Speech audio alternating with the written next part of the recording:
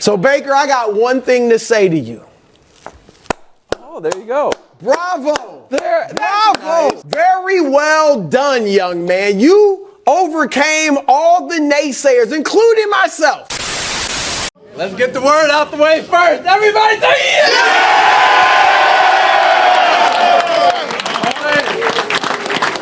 Hell of a job, guys. Hell of a job. Congratulations to the Tampa Bay Buccaneers and Baker Mayfield himself for beating, embarrassing, spanking, annihilating the Philadelphia Eagles and beating them 32-9. All right? And this is what I said. It was 3 Super Bowls ago that you guys, yes, had Tom Brady as your quarterback when you beat down the Kansas City Chiefs 31-9. And my initial reaction was most of the players, the nucleus of the players, the thing that helped Tom Brady win that Super Bowl, they're still in the house. You know, even Todd Bowles is still in the house. You have Mike Evans, Chris Godwin, you have the defense, they're still in the house. And then you have offensive line pieces that are still in the house. You brought in Cody Mock, a rookie guard that has been playing lights out. We have an interview with him at the Senior Bowl, so go check that out. So many great things that you guys have done in this organization, and I just need to tip my hat to Baker Mayfield. What has he done for you lately? He's gotten you past the first round in the playoffs. So my question is this. It's a serious question. Does he deserve a 3-year, $100 million contract? Does he deserve an extension? Do you believe he's already done enough to get the extension? Let me know what you think in the comments. Has Todd Bowles, really secured his job? Because I remember last year at this time, there was a lot of murmuring about him losing his job, him not being the guy.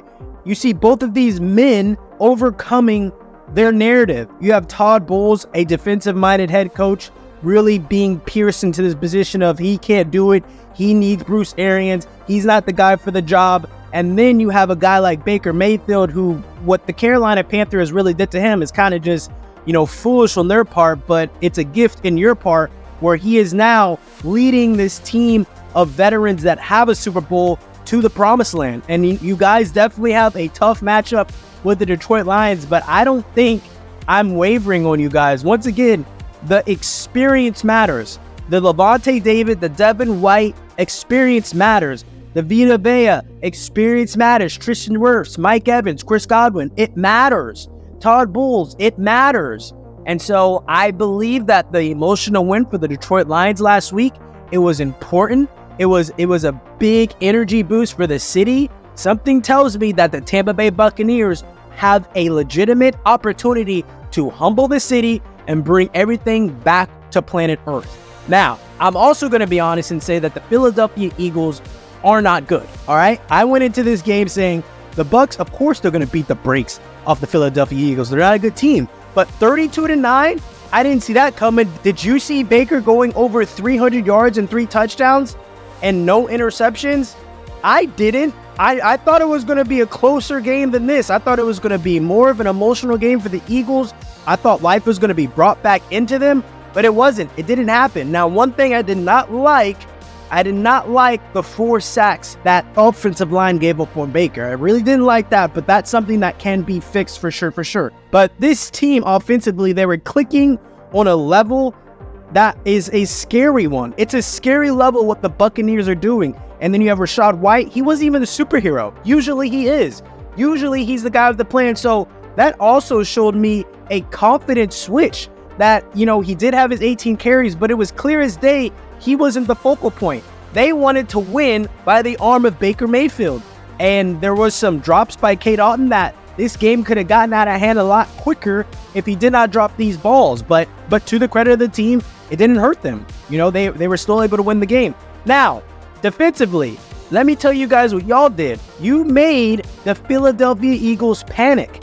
They couldn't get their run game going at all, which is one of the main things that I said. Like, if you could stop the run, you have the biggest chance to beat the Eagles. Jalen Hurts couldn't get anything started. DeAndre Swift was averaging 3.4 yards per carry, which is not good. 10 carries for 34 yards, that's not good. And he only had 1 rush that was long enough for 17 yards. And so you guys put it to him. And I just believe if you guys can slow down Jahmyr Gibbs and completely stop David Montgomery, you have a massive chance of embarrassing this team. And I just believe that in my heart of hearts. I'm sorry, I hate this. If you're a Lions fan, I'm sorry. But something just tells me at some point in time, Jared Goff is going to Jared Goff. He had a great game against the Los Angeles Rams in the first half. I felt like things got a little icky for him in the second half. So Bucks, the defense, their game script, Ben Johnson, the Detroit Lions offensive coordinator, his game script in the beginning, in the first half, it's going to be great. Do not conform. Do not change what you guys do best. Run to the football, be that elite defense that everyone knows you are, and make Jared Goff win the game. Stop the run. That's going to be the best advice for this team. Stop the run and let Rachaad White go off. I think this is going to be a Rachaad White game where we remember it for years to come. I'm riding with the Tampa Bay Buccaneers. Let me know, what is your confidence level at? What was your confidence level going into the Philadelphia game? Where were you at mentally? Where were you at spiritually? And then where's your confidence level right now? Are you guys happy that y'all are playing the Detroit Lions and not the 49ers? Would you rather the 49ers or would you rather the Lions? Or would you have rather had to play the Green Bay Packers? I personally believe the hottest teams, if I had to put them in an order, 49ers first, then the Green Bay Packers, and then the Detroit Lions. I just think that you guys have the better matchup, have the best matchup for you guys. You all are going to Motown. You all are going to Detroit, to where the pressure's on them. They have all the pressure. They have to do a back-to-back home historic victory type of win. They have to trust that Jared Goff, who doesn't have any animosity playing his former team in the Rams, the crowd doesn't have to boo their former franchise quarterback in Matthew Stafford. There were so many different storylines going on throughout the week to where it made it this beautiful movie for the Detroit Lions. It made it this beautiful documentary moment for the Detroit Lions. But here we go. There's no storyline this week.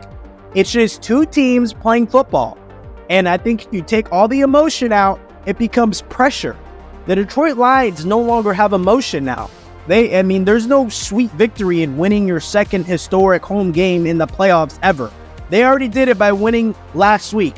That was their Super Bowl, in my personal opinion. That was a very, very emotional game for them, in my personal opinion. And so I think that this Tampa Bay Buccaneers team is equipped.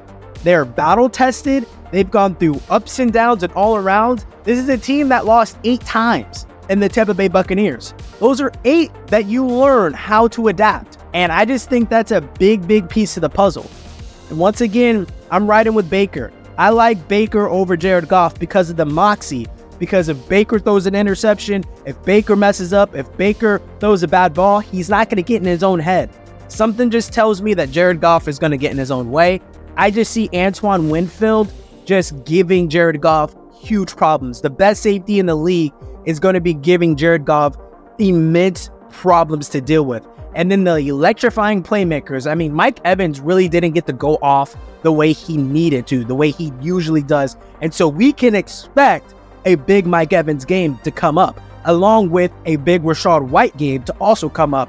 Those two cats are usually the dudes that we lean on, to where, in my personal opinion, they're due for a big, big game. They're due for a Baker game to where he's a little bit more of a game manager, less of a playmaker, and he just lets his athletes kind of eat a little bit more. And so I'm ready for this defense. Let me know what you guys think is going to happen. Give it to me in the comments, and do not forget to like, comment, and subscribe.